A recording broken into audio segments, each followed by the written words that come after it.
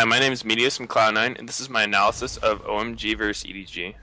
For OMG versus EDG, OMG had blue side, so they banned out champions that they didn't necessarily want to first pick, but they also didn't want the other team to have, so Echo, Annie, and Hecarim basically pretty hard engaged champions. And EDG returned by banning Kalista, which is a normal purple side ban, especially in China and Korea. They almost never want to give up Kalista first pick. They ban Nautilus and then Sivir. Usually you see Kalista and Sivir bans go together because they're viewed as the top 2 AD carries right now. So with all those banned, it sort of left both junglers up, which are Rek'Sai and Gragas, so the teams would do a trade for those. And then Alistar is the other late in the OP champion up, so OMG first picked it, which is pretty standard, and then EDG countered with Maokai and Corki, which is kind of interesting because Ryze wasn't banned or first picked, or even taken in the second rotation for EDG, so I guess EDG values having Maokai into Ryze rather than having the Ryze, so they think that they can really handle it. OMG responds by taking Rek'Sai and Ryze, which is also kind of interesting because I feel like a lot of teams, and personally I feel like Gragas is stronger than Rek'Sai, so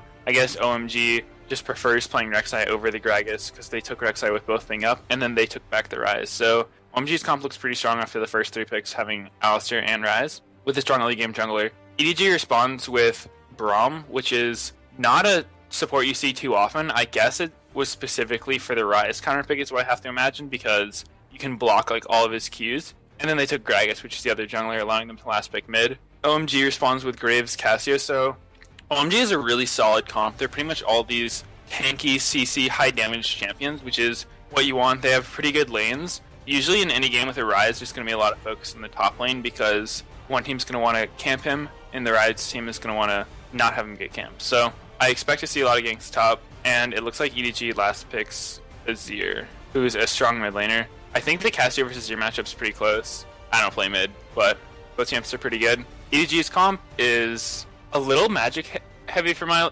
liking. Usually I think Corki is best with either an AD jungler and top or like mid and top. Usually 2 other ADs elsewhere so that they can't easily stack MR. You get a lot of value out of his rocket poke. So I like OMG's comp better in this game, especially because I have Ryze and Alistar. So it's my thoughts on the draft.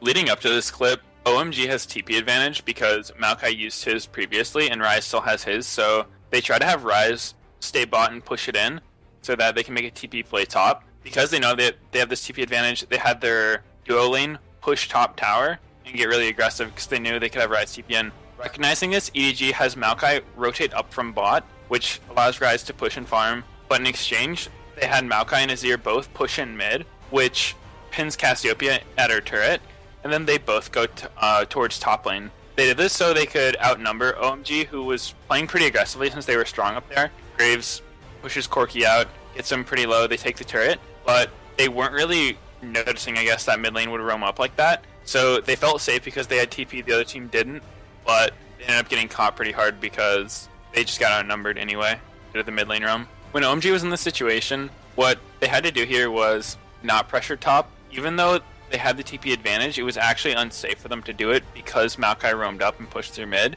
So they could have allowed Ryze more time to push bot to make it so Maokai actually lost something if he left lane, try to pin him down at that bot lane, but they tried making the play too quickly and Maokai was able to push through mid and get top before Ryze was able to get bot pushed into the turret. So OMG basically just had to be a little bit more patient and not commit everyone top like that when they knew they could be pressured in mid and not have support from Cassiopeia. At this point in the game, EDG was very ahead, and they were about to take their 3rd dragon. Their dragon's pretty big because it gives move speed and allows your team very easy initiation, just because it's basically like having a full page of move speed quints on every single champion. So OMG didn't want to give up that 3rd dragon for nothing. They didn't feel they could get it going elsewhere, so they just decided to fight it. Sometimes when you're behind, you just have your back up against the wall and feel like you gotta go for something. And so they tried to do the fight. They were super behind, and it went kind of like expected. They got blasted. Alternatively, they could have went top, taking control top instead of fighting the dragon. But eventually, you're going to have to fight the other team, and they felt this was their best bet. For this clip, EDG's sieging bot with about a 10k gold lead, so they're very ahead. Deft gets a little too aggressive, and EDG doesn't watch their positioning, and they get 5-man Alistar pulverized into a Cassiopeia ult, but they have a good disengage with Azir ult and Gragas ult knocking Cassiopeia away, and just mostly due to their gold advantage, they're able to still win the fight despite getting initiated on so badly.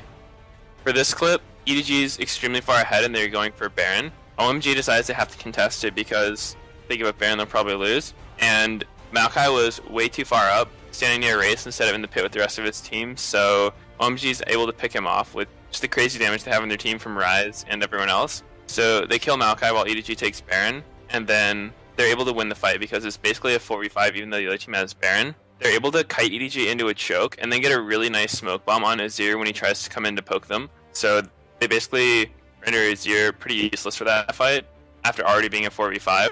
And so they're able to win it pretty handedly with just the sustained damage from Ryze, Cassiopeia, and Graves from a team that's chasing them into a choke.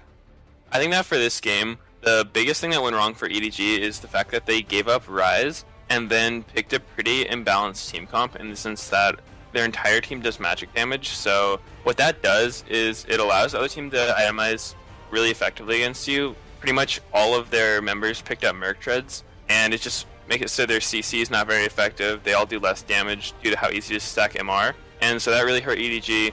That being said, they still could have won the game, but they mispositioned a little bit, and when you have one of these heavy magic damage teams, any sort of mistake you make just sort of gets compounded because of how imbalanced the types of damage on your team are. So that's what went wrong for EDG. I think OMG just got out-rotated by EDG in the early game.